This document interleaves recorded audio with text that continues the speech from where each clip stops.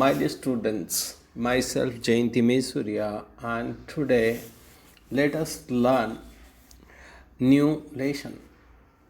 એક નવું પાઠ ભણીએ અને the name of the unit 1, that is the title is Wake Up, એટલે જાગી જાઓ.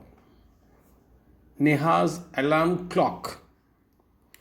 હવે ટાઇટલ જે મારું છે એના પરથી જ આપણને ખબર પડે છે કે નેહાઝ એલાર્મ ક્લોક એટલે શું કે સવારની અંદર આપણે સવારમાં જ્યારે આપણે જાગીએ છીએ અને ગુજરાતીમાં આપણે જેને કહીએ પરોધિયા આપણે સાંભળીએ અને કેટલી શાંતિ, કેટલો આનંદ આવે આપણને, કેટલી મજા આવે, કારણ કે એક દિવ્ય અનુભૂતિ થાય. તેવી જ રીતના નાના બાળકોના માટે પણ જો અભ્યાસક્રમમાં જે એને અનુકૂળ હોય, એને ગમતું હોય, એને મજા પડતી હોય એવી પ્રવૃત્તિ કરવામાં આવે કે એ રીતના એને શિક્ષણ આપવામાં આવે તો એ વધારે સારી રીતના ગ્રહણ કરી શકે, and that is the effort here. તો જુઓ, આપણે જોઈએ આગળ.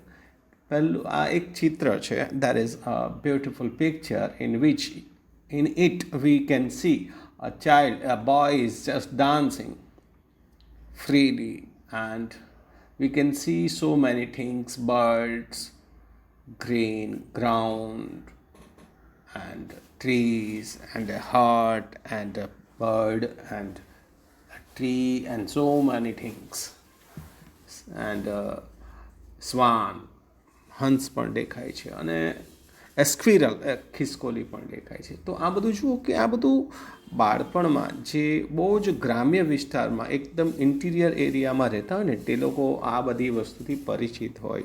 ચકલીઓનો ચીંચી સંભળાતું હોય અને એ સાંભળતા સાંભળતા જાગવાનું હોય. તો અહીંયા જે ચિત્ર આપવામાં આવ્યું છે આપણને તે જુઓ તમે ધ્યાનથી, અને એને એ આપણે સમજીએ કે કેવી રીતે એક બાળકનું અંદર સવાર પડતાની સાથે કેવી રીતના આનંદ કરતાં કરતાં એ જાગે. તો પહેલું જ આપણને એક વાક્ય આપ્યું છે કે લેટ્સ રીડ એન્ડ રિસાઇટ. એટલે એમાં એવું કહેવા માંગે છે કે આ વસ્તુ વાંચવાની છે અને એને ગાવાની છે, અને નાનું બાળક જાગે ત્યાંથી જ આપણે એને એવી રીતના આનંદસભર, એને મજા આવે એવી રીતના.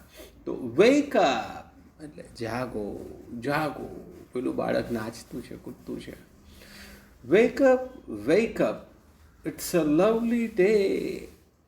એટલે એવું કહે છે કે ભાઈ જાગી જાઓ, જાગી જાઓ. એ પ્રકૃતિમાં ને સાથે રહીને આ બધું પ્રકૃતિ છે. જુઓ કે વૃક્ષો દેખાય છે, ઝાડવા દેખાય છે, અને લીલુંછમ મેદાન છે, પક્ષી વાડ છે બનાવેલી એ પણ દેખાય છે આપણને, અને ત્યાં જુદા જુદા રંગના પક્ષીઓ છે.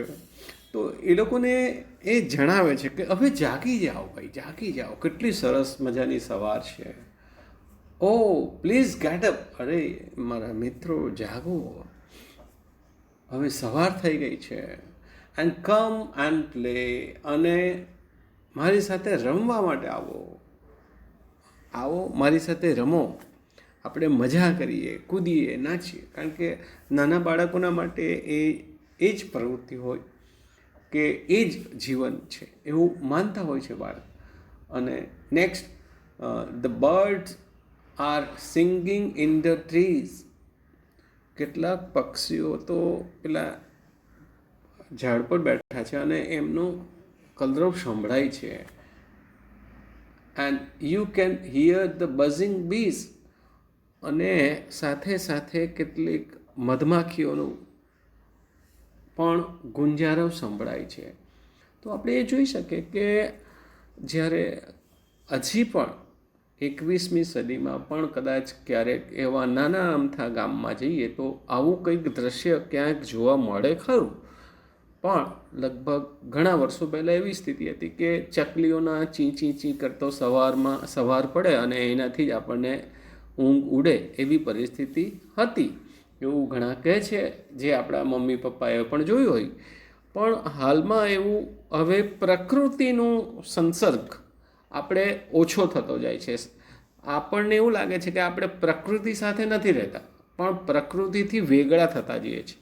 સો that is not good condition, but it is the fact.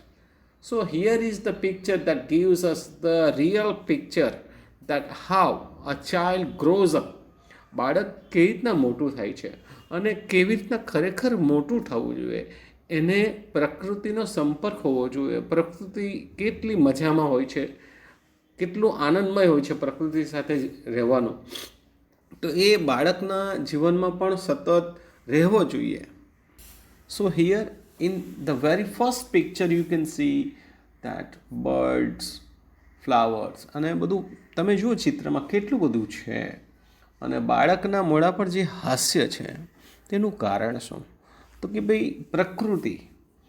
જો તમે પ્રકૃતિ સાથે રહો તો તમારું જીવન પણ ખૂબ જ આનંદમય બને અને આપણે વધારે સ્વસ્થપૂર્વક જીવી શકીએ. And I very honestly think that my view is that મને એવું લાગે છે કે actually the very first picture gives us enough inspirations to go nearer the nature, not away from the nature. So dear friends, it seems we should also plant new trees, flowers and live with nature. Okay, thanks.